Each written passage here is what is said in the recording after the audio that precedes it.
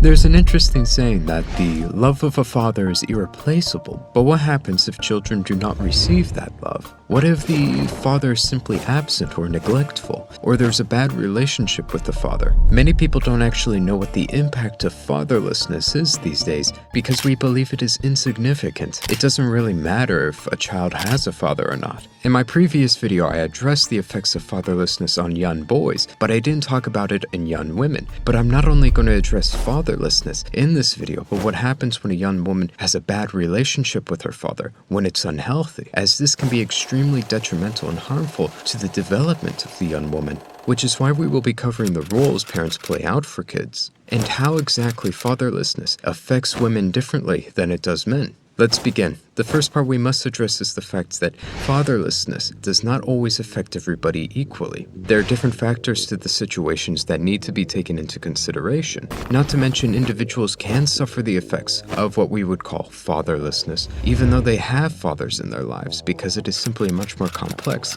than if there was a biological father in the house or if there wasn't. For example, if the father is both physically and mentally weak, he cannot hope to control his adolescent son that is more dominant and stronger than him. He's just going to do whatever he wants. The outcome is the same. Why? Because he did not succeed in that role, the effects are the same as if there was no father to begin with. Much like in a situation where a child craves and loves attention because they need the attention from their parents, but the parents are simply neglectful, or it's as if they aren't even there. It's practically no different if they had no parents. But one thing we need to cover specifically is why two parents are always better than one, no matter the situation. Reason being because we live in a world filled with uncertainty. You go out in life, if it be you work a small part-time summer job, if it be you go to school, if it be you go to social events, you meet new people, you create those new relationships, but eventually people are bound to betray you. You are bound to be attacked, and things generally just happen. This is terrible for a young child to go through, but if they have their parents, they can go through this hardship. They can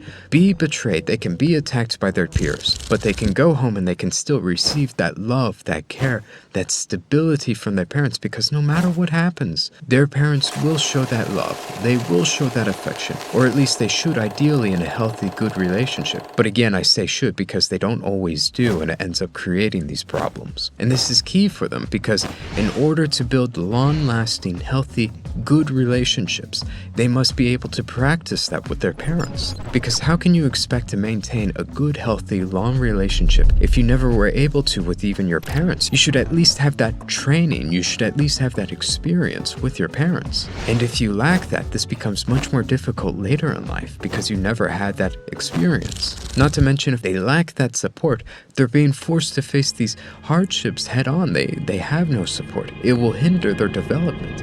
They need that support to properly develop as a child. But when you remove that father or you have an unhealthy relationship with one of them, you have one less person to practice that good, healthy, long-lasting relationship with, that bonding, that healing. You only have one instead of two, which according to the Minnesota Psychology Association may lead to feeling abandoned, mental health issues, depression, anxiety, self-injury, and even an increased risk to suicide. Oof. Which we must acknowledge, people are going to say that this is caused due to poverty, but there are studies that take this into account, the income levels, and it shows that this is still the case. But for women, a bad relationship with the father, or a lack of relationship with the father, or if he's just simply not there to begin with, it can cause different things with women than it would men. The reason being because we look to our parents, we observe our parents, how they interact with one another, how they resolve issues, how they resolve hardships, as role models of what we should imitate, what we should replicate. This is happening on a subconscious level. It is what we call imprinting. You can think of it this way. The parents are passing down everything they have onto their children. These 7-year-olds, these little kids, they are not consciously observing, taking notes, and trying to imitate everything they watch. No, it just ingrains into them. If you have yelling, if you have that conflict in your family, if you face a problem and you resolve it through yelling, what's going to happen later down the road? That child will end up resolving that conflict through yelling unless he's conscious of how it's an issue and takes control of his life. It will carry down unless that happens. And it goes much deeper than simply how we act in relationships and how we resolve problems, but also they act as imprints on what we should look for in other people. This imprinting happens in many ways. It happens in physical appearance and characteristics. So let me give you an example. You can try this out right now, and it may or may not work, but there's a good chance it will actually work. Imagine your ideal, what you want in a person, what you would be looking for when it comes to relationship material. Envision it in your head, and now compare that to your parents. Many of the times, these attributes are seen in your parents. The way it works is that we imprint when it comes to the people around us. So it could be that you were only exposed to your parents. Maybe your ideal would be like your parents then. Or you were exposed to many other types of people. The people you're around also influence this imprint. It's the people around you in general, not just your parents. It doesn't have to be biological in itself. If you're adopted, that imprint will happen with the adopted parents or the people you're around. And this is a very interesting theory because when it comes to this, it was originally derived by Freud, I think. It's a Freudian theory or something like that. But I don't know the exact details because I never learned it from him. I actually read it from a book called A Billion Wicked Thoughts. And it outlines that we have a certain set of hardwired preferences in ourselves. We desire certain things that are instilled to us by nature. We are programmed to desire certain things, but that can be shaped depending on the people we are raised by and the culture around us. So let me give you an example. There are many examples in nature, one being the ducklings. And I'm sure you've even seen this from cartoons. A baby little duckling wakes up from its shell, it cracks it open, and the first thing it sees is its mama. That actually happens. The first thing that baby ducklings see is recognized as their mother, but it doesn't actually have to be the mother that is the first thing it sees. It could see something else. One thing you can do, for example, is take a male sheep and you can put in a flock of goats. And what will happen as a result is it will actually no longer mate with sheep. It will only mate with female goats. Another example you can give is that you can take sparrows and you can remove the mother from the nest, and that male sparrow that's growing up, it will no longer imprint upon its mother sparrow. So what will happen is it will imprint upon its father sparrow. It causes it to become a homosexual. Now, I'm not saying people are this simple, but I'm saying that it sheds light on how our hardwiring works, how we as people work. Because we are not all nurture for sure. People like to say we are purely a product of our environment, but that's simply not true. I mean, your environment doesn't determine how much testosterone you're exposed to in your womb. People are simply born different, and then they have different environments. It's a mixture between the two. Keep that in mind. But also, I recommend the book A Billion Wicked Thoughts, but I only recommend it for mature audiences. There are weird parts in it. It can get very uncomfortable, so I don't recommend it for younger audiences. However, returning to the point, when a woman lacks a father or simply has an absent father that does not give her attention, what will happen is that they become more unstable compared to their peers, unfortunately. The reason being because we are drawn to what our parents are, what we see in other people. Eisenberg, for example, the author of Women Who Love, Men Who Kill. She's a journalist and she actually interviewed tons of women who were sending confirmed serial killers and murderers love letters. Now that sounds insane. Eisenberg was set on figuring this out, and she found that the connection wasn't personality or intelligence, but rather they were all abused. It goes back again to what we said. They saw this violent, terrible behavior in these men, and they were drawn to it. Reason being that we are comfortable with what we are familiar with, what we know, what we grew up with. This is a terrible problem with unhealthy relationships or absent relationships. Sean T. Smith gives an example in his book, The Tactical Guide to Women, which sounds weird, it sounds cringy at first, but hear me out. It's not a pickup artist book or anything like that. Rather, he's a marriage counselor. He actually helped out tons of people in difficult marriages, and he decided to write a book on it. He wrote 2 books, in fact. One being The Tactical Guide to Women, which is designed to explain how women operate to men, and The Practical Guide to Men, which explains how men operate to women. He actually wrote The Practical Guide to Men first, just so you know. And in this book, he uses the metaphor that horses will actually run back into burning barns when they catch on fire. Now, I never raised horses. Neither did I have any barns that caught on fire, so I do not actually know if this is the case. But the metaphor still stands true.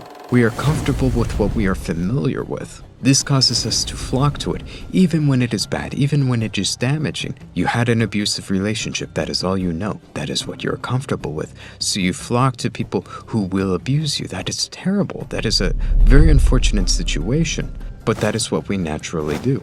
We flock to what we are familiar with.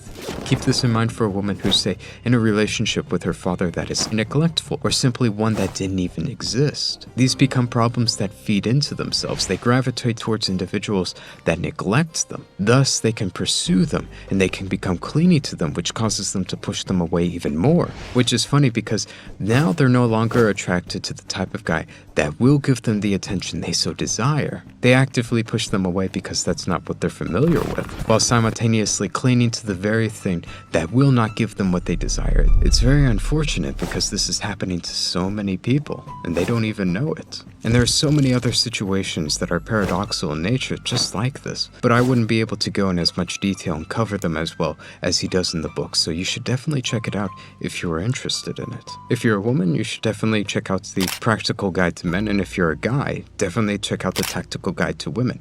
This will help you in your future relationships. It is one of the best investments you can make when it comes to reading, for sure. But with that, there should be no question left as to why it is so important to have good, healthy, and involved relationships with our parents. As for solutions for these bad relationships, the only things I can suggest is if you lack a father, try and find somebody else who would be a good masculine father figure for you. Perhaps your uncle, perhaps a family member, perhaps a grandpa, somebody else. Use that as a good father figure for yourself. But if you have a bad relationship with your parents, I think it is important to acknowledge what effect it has had on you, and also to try and heal that relationship with your parents if you have a bad relationship with them, if this has been damaged with them. But it is important to acknowledge it does not matter who is at fault. It could be that they did terrible things to you, you could believe that, but it would be in your best interest to heal it, because again, they do not suffer as a consequence of having a bad relationship with you. One of their children doesn't have a good relationship with them, it does not affect them like it affects you. It will affect you for a very long time, and it will affect you deeply. So I highly recommend you to fix it, even if you know they're in the wrong. I think it is very important to heal that relationship. You do not want to affect and destroy your future relationships. There are perfectly good and healthy individuals out there, but if you have these problems, you're going to self-sabotage and destroy these relationships. You're going to be the problem in these relationships. And it's important to acknowledge that for your own happiness and for the happiness of other people around you that you're affecting and causing these problems with. I think it's just very important to do some introspection with that, and to also do whatever you can to heal it. But that's all I know. And there could be other things to do, and maybe I'm even wrong, so I highly encourage you to look into this yourself. Do not let my videos be the end-all be-all for these things. I hope they actually pique interest for you to look into these things yourselves. This is simply surface-level detail. Look into these things yourself. It is very important for you to understand these things. And that's the end of this video, and if you actually enjoyed this video, be sure to check out the other video I made on the fatherless behavior in boys. This one primarily covers fatherless behavior in young women, but it is actually a sequel to this other one, so be sure to check that out. Or, if you're interested, you could check out on my newest video, which is why communism attracts incels. That's a very spicy video, and I'm pretty happy with how it turned out. But anyways, that's the end of this video. Take care.